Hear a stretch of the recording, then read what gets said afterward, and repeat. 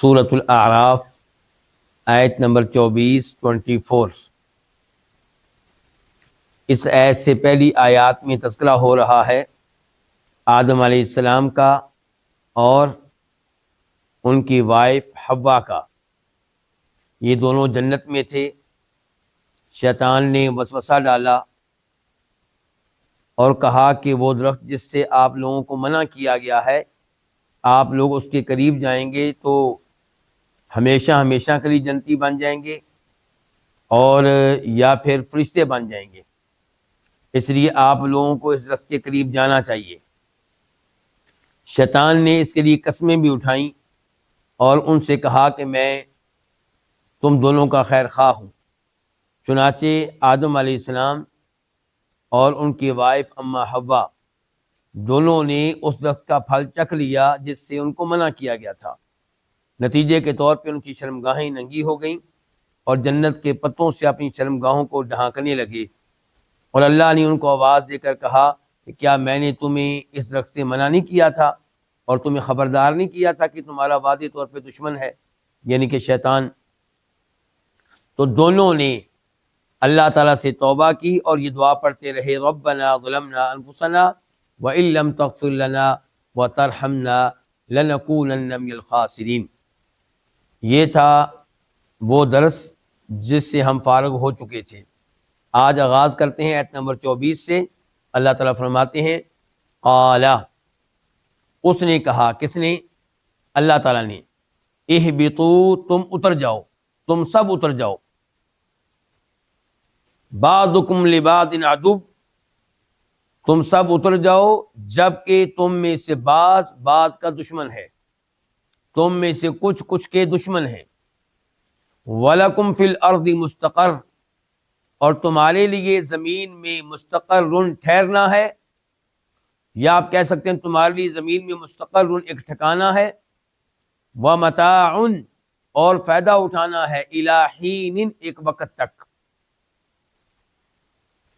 اللہ رب العزت نے یہاں پہ یہ بتایا کہ اللہ تعالیٰ نے آدم علیہ السلام سے کہا کہ تم سب اتر جاؤ، یعنی کہ زمین پہ چلے جاؤ، اب تم نے زمین پہ رہنا ہے۔ اس کا مطلب یہ ہے کہ پہلے کہاں تھے؟ آسمانوں پہ تھے، جنت میں تھے، تو یہ جنت پھر آسمانوں پہ ہوئی، زمین پہ نہ ہوئی، یہ اوپر ہوئی، نیچے نہ ہوئی،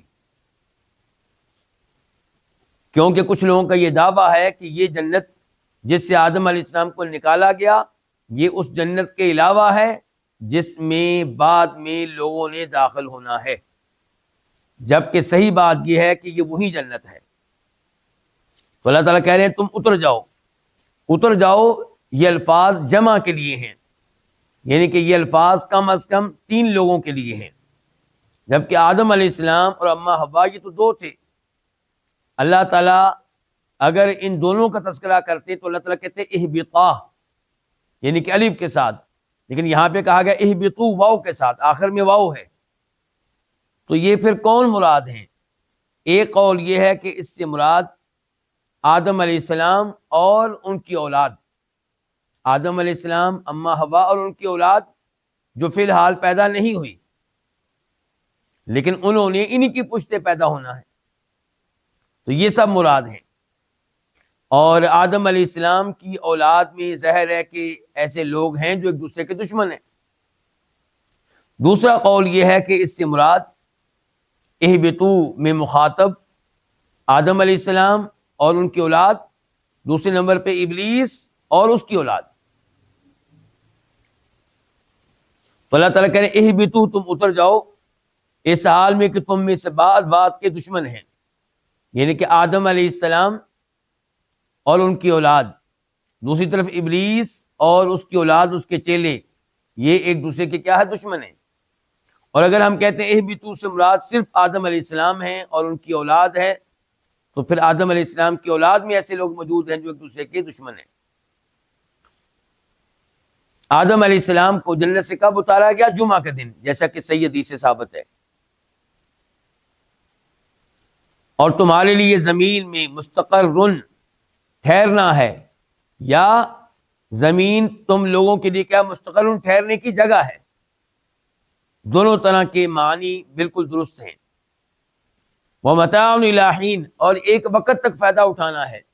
اس سے پتہ چلا کہ اس زمین پہ جو زندگی انسان گزارتا ہے یہ عارضی زندگی ہے، اور جو نعمتیں اسے میسر ہیں وہ بھی عارضی ہیں، ختم ہونے والی ہیں. تو یہاں پہ رہتے ہوئے عقل مندی کا تقاضا یہ ہے کہ ہم اس زندگی کی تیاری کریں جو ہمیشہ ہمیشہ کے لیے ہے، جو ختم ہونے والی نہیں ہے. ان نعمتوں کو حاصل کرنے کے لیے محنت کریں جو نعمتیں ختم ہونے والی نہیں ہیں، ہمیشہ ہمیشہ کے لیے ہیں.